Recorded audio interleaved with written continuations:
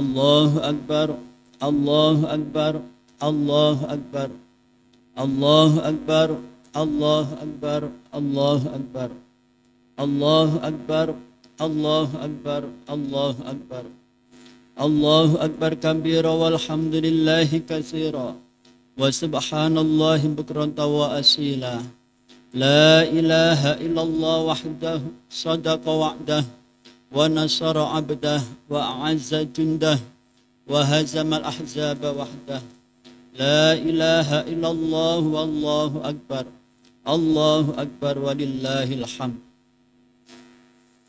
الحمد لله الحمد لله الذي خلق الزمان وفضل بعضه على بعض فخص بعض الشهور والأيام والليالي بمزايا وفضائل يعظم فيها الأجر والحسنات أشهد أن لا إله إلا الله وحده لا شريك له وأشهد أن محمدا عبده ورسوله الداعي بقوله وفعله إلى الرشاد اللهم صل وسلم على سيدنا محمد وعلى آله وأصحابه هذا الأنام في إنحاء البلاد أما بعد فيا أيها الناس اتقوا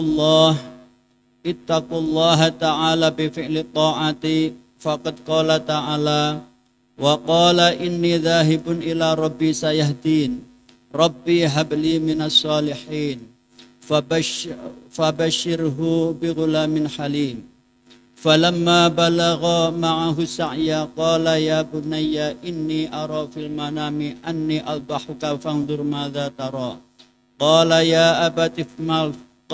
يا أبت افعل ما تؤمر ستجدني إن شاء الله من الصابرين فلما أسلم وتله للجبين وناديناه أي يا إبراهيم قد صدقت الرؤيا إنا كذلك نجزي المحسنين إن هذا لهو البلاء المبين وفديناه بذبح عظيم وتركنا عليه في الآخرين سلام على إبراهيم كذلك نجزي المحسنين إنه من عبادنا المؤمنين وقال تعالى في آية الأخرى لا ينال الله لحومها ولا دماؤها ولكن يناله التقوى منكم كذلك سخرها لكم لتكبروا الله على ما هداكم وبشر المحسنين بارك الله لي ولكم ونفعني وإياكم بالآيات والذكر الحكيم إنه هو السميع البصير وقل رب اغفر وارحم وأنت خير الراحمين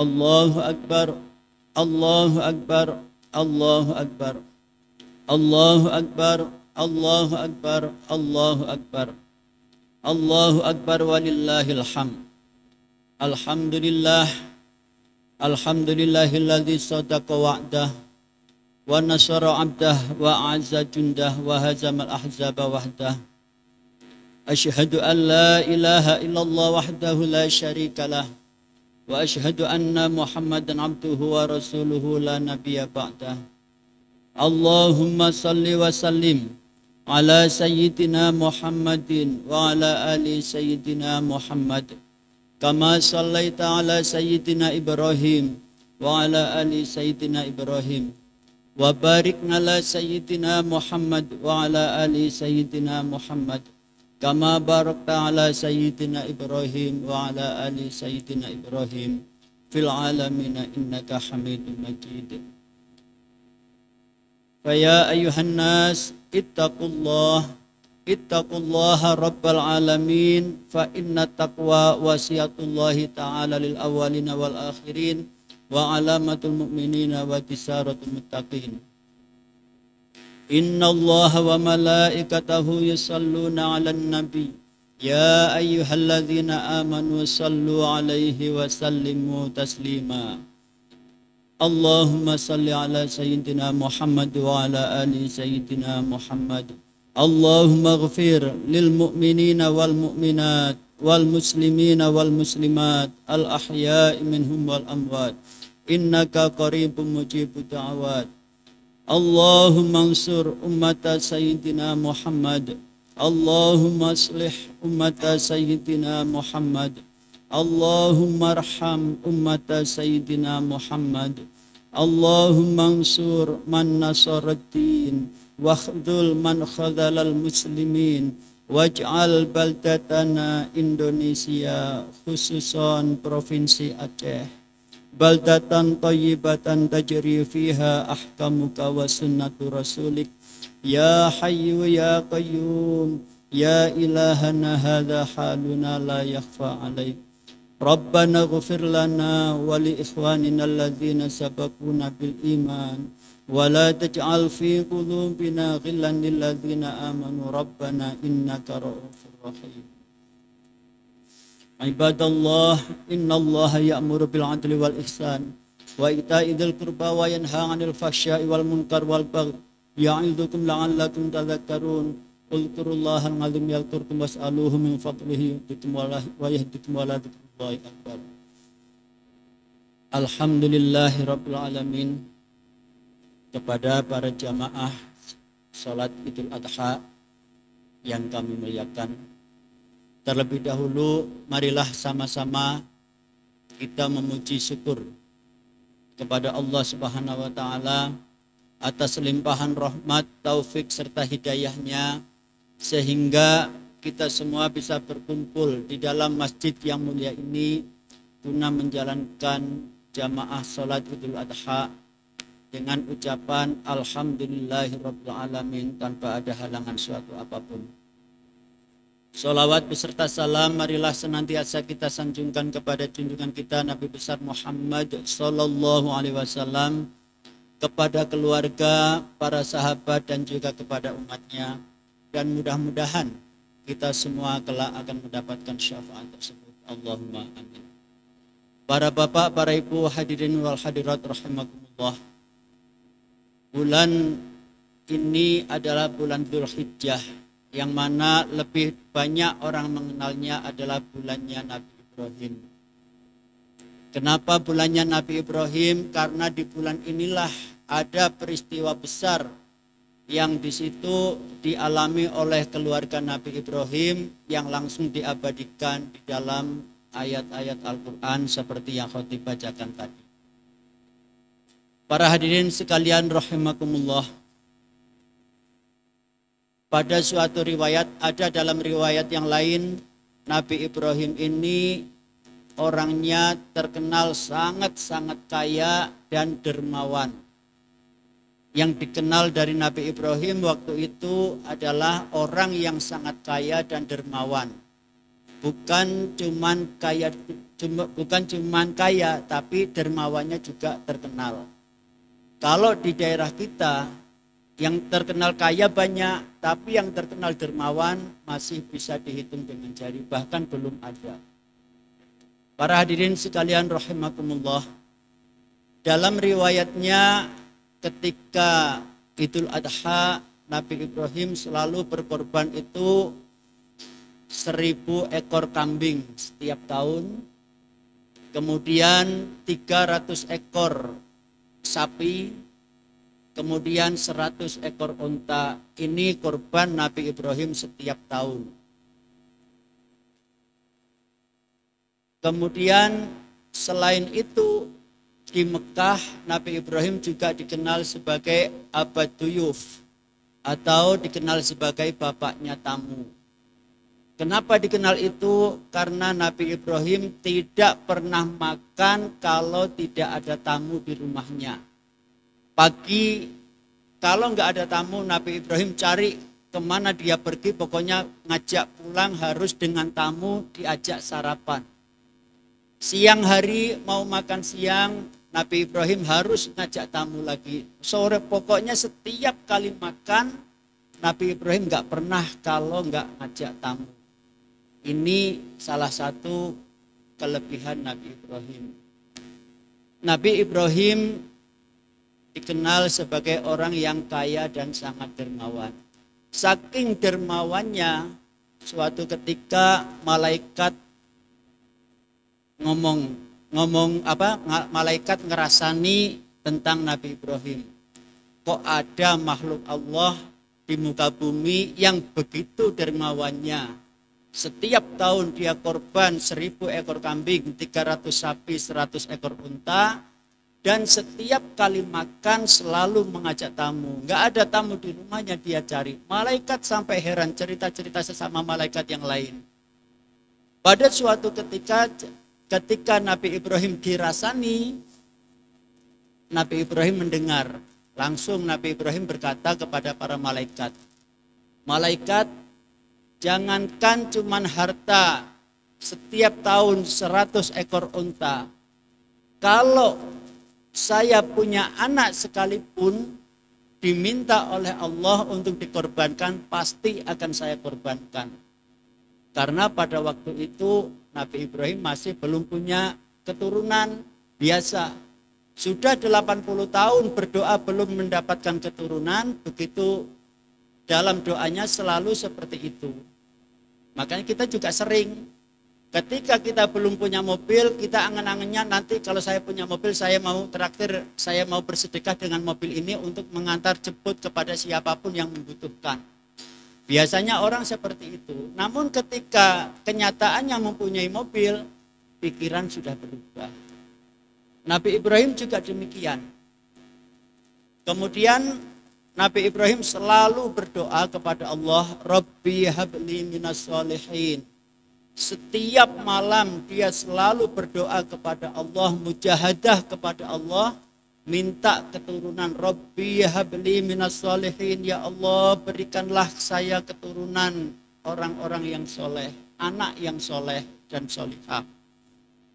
Berapa lama dilakukan Nabi Ibrahim? Selama 80 tahun. 80 tahun setiap malam Nabi Ibrahim selalu mujahadah kepada Allah, minta keturunan yang soleh. Ini Nabi Ibrahim yang sebelumnya sudah terkenal dermawan, namun tetap dia mujahadahnya sampai 80 tahun hanya minta keturunan anak yang soleh. Lah kita, kadang kita mujahadah baru setengah tahun sudah bosen. Baru 3 bulan sudah bosan, baru 1 tahun belum pernah keturutan juga sudah bosan. Nah, ini berarti kita masih harus belajar dari Nabi Ibrahim. Nabi Ibrahim yang dikenal sebagai Khalilullah, kekasih Allah, itu mujahadahnya sampai 80 tahun untuk mendoakan anak yang soleh, untuk meminta keturunan anak-anak yang soleh. Para hadirin sekalian rahimakumullah. Kemudian setelah 80 tahun Nabi Ibrahim mujahadah, minta keturunan yang soleh tadi, Allah beri kabar gembira bahwa Siti Hajar istrinya dikaruniai bisa mengandung, bisa melahirkan anak yang bernama Ismail. Orangnya sangat cerdas, juga penyantun. Kalau dalam bahasa Al-Qur'annya disebutkan bighula min halim, anak yang cerdas dan penyantun. Seiring perkembangan zaman, singkat waktu, kemudian pada suatu ketika setelah anaknya berusia kira-kira 7 tahun, Nabi Ibrahim bermimpi. Dalam mimpinya Nabi Ibrahim harus mengorbankan anaknya untuk disembelih. Malam mimpi yang pertama ada pada malam 8 Dzulhijjah. Makanya tanggal 8 Dzulhijjah itu dinamakan hari Tarwiyah, karena pas malam itu paginya Nabi Ibrahim terkejut, dia berpikir terus. Dia berpikir, mana mungkin Allah nyuruh anak saya untuk dikorbankan sementara anak saya satu-satunya. Nah, karena tanggal 8 itu hari pemikiran pikir-pikirnya Nabi Ibrahim tentang mimpinya tersebut, makanya tanggal 8 dinamakan hari Tarwiyah yang artinya adalah berpikir. Kemudian malam yang kedua, mimpi yang kedua pada malam 9 Dzulhijjah, mimpi yang sama. disuruh mengorbankan putranya Ibrahim. Karena apa? Karena Nabi Ibrahim ketika mulai punya anak sudah lupa kepada Allah. Padahal dulunya dia pernah berkata kepada kaumnya, jangankan hanya seekor kerbau, seekor sapi, 200 ekor. Kalau saya punya anak sekalipun diminta oleh Allah pasti akan saya korbankan. Nabi Ibrahim lupa kata-kata yang demikian itu sehingga Allah tagih kata-kata Nabi Ibrahim tersebut. Para hadirin sekalian rahimakumullah. Mimpi malam yang kedua tanggal 9 Dzulhijjah, Nabi Ibrahim mulai mantap, mulai timbul keyakinan bahwa ini memang benar-benar mimpi dari Allah. Makanya tanggal 9 Dzulhijjah dinamakan Arafah. Arafah itu artinya keyakinan yang timbul dari dalam hati. Itu namanya Arafah. Para hadirin sekalian rahimakumullah. Kemudian disambung lagi pada malam yang ke-10-nya mimpi yang sama juga. Makin mantap Nabi Ibrahim untuk menjalankan mengorbankan Nabi Ismail. Para hadirin sekalian rahimakumullah. Kemudian pada pagi harinya tanggal 10 Dzulhijjah sebelum pelaksanaan kurban, Nabi Ibrahim musyawarah kepada istrinya. Karena memang walaupun kita sebagai suami adalah kepala rumah tangga, yang selalu menjadi andalan para suami adalah ar-rijalu qawwamuna 'alan nisa katanya, tapi tetap Rasulullah SAW menyuruh kita untuk selalu bermusyawarah. Nabi Ibrahim bermusyawarah dengan istrinya Siti Hajar. Ini, Bu, saya 3 malam bermimpi berturut-turut untuk mengorbankan putra kita Ismail yang hanya satu-satunya putra yang sangat lucu, sangat cerdas ini. Kira-kira menurut Ibu bagaimana? Sebelum musyawarah, sebelum melaksanakan kurban, tanya dulu pendapat sang istri. Kita para suami juga harusnya demikian. Sebelum kita mengambil keputusan, coba kita musyawarahkan dengan keluarga kita. Apa jawaban Siti Hajar? Pak, silahkan kalau Bapak mau korbankan putra kita. Karena saya, Bapak, dan putra kita Ismail semua adalah milik Allah. Kalau memang Allah yang menyuruhnya untuk berkorban, untuk mengorbankan Ismail, silahkan Pak. Saya ikhlas korbankan anak kita yang bernama Ismail.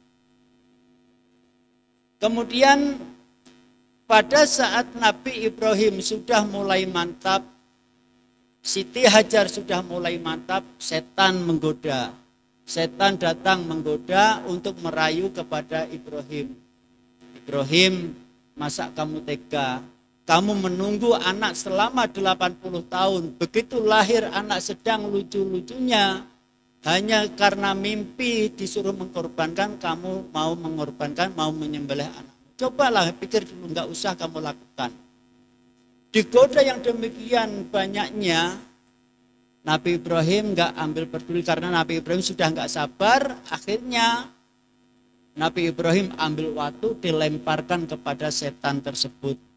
Makanya dalam ibadah haji ada yang namanya lempar jumroh, karena itu adalah gambaran Nabi Ibrahim melempar dengan batu kepada setan yang menggoda untuk mengorbankan putranya.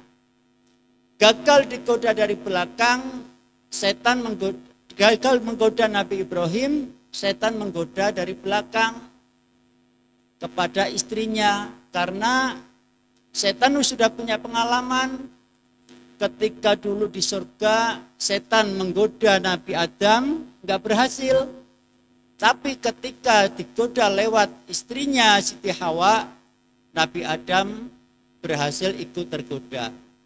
Ini juga dialami oleh Nabi Ibrahim. Gagal menggoda Nabi Ibrahim, setan lewat pintu belakang menggoda kepada istrinya, kepada ibunya Ismail.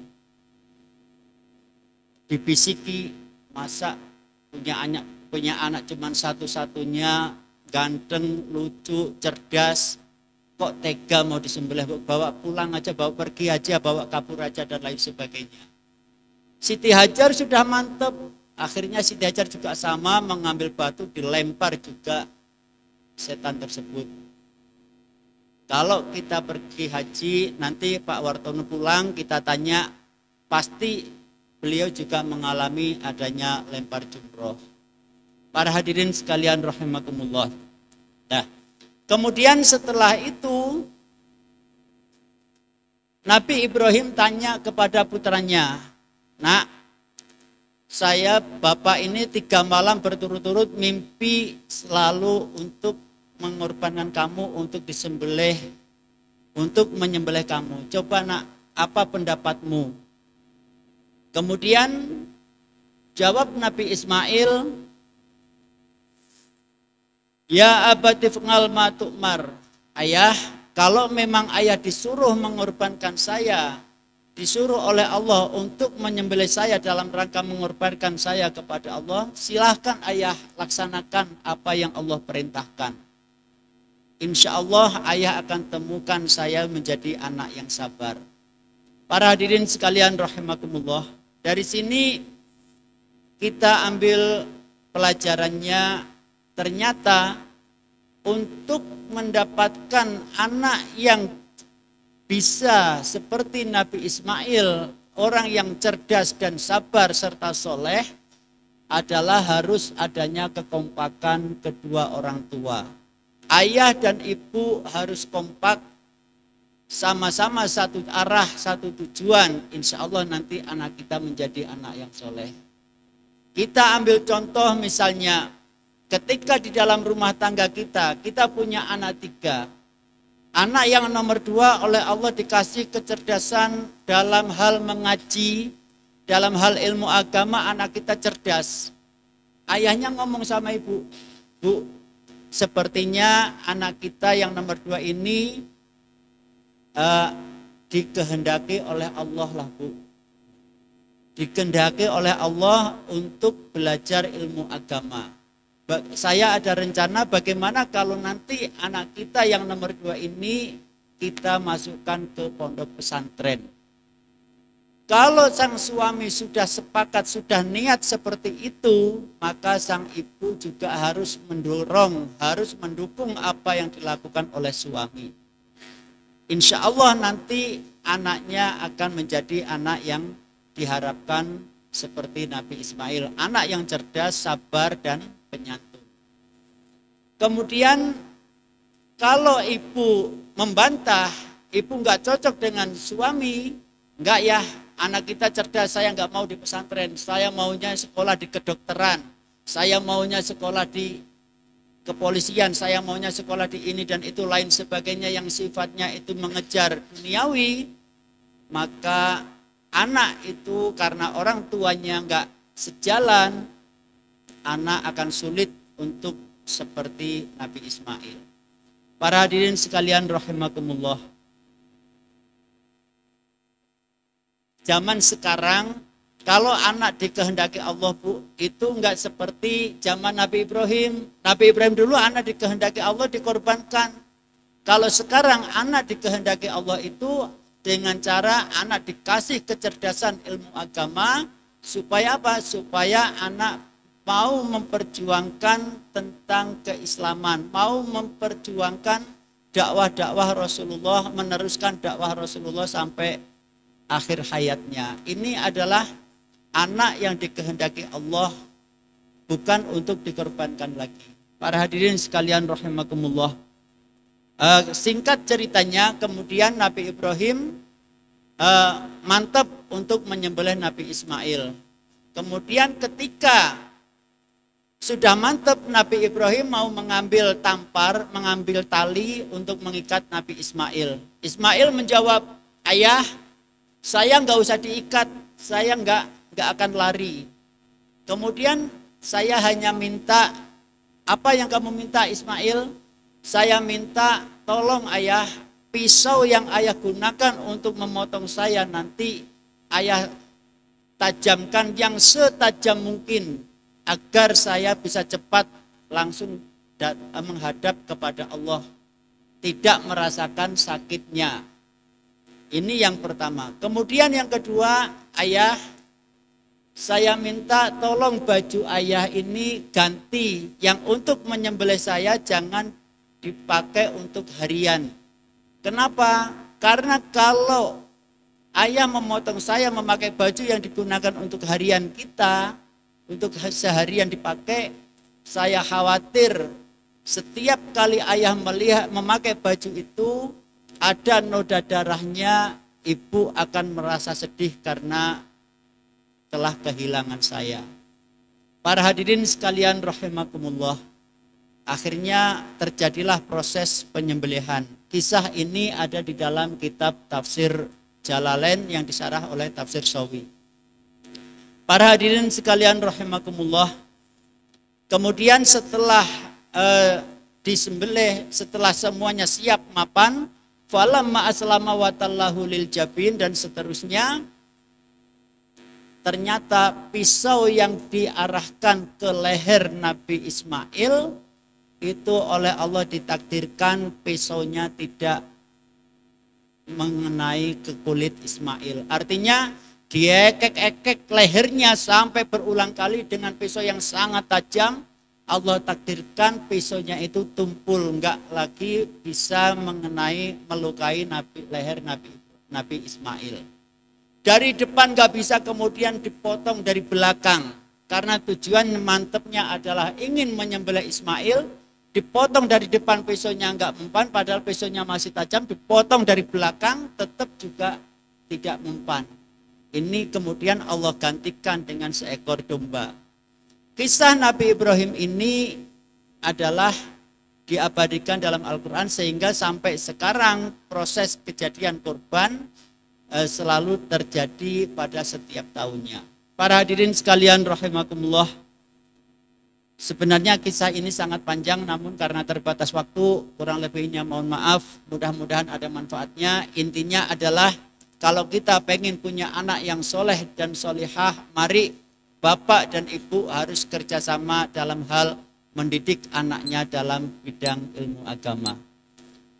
Kiranya hanya ini yang dapat khatib sampaikan, kurang lebihnya mohon maaf. Wassalamualaikum warahmatullahi wabarakatuh.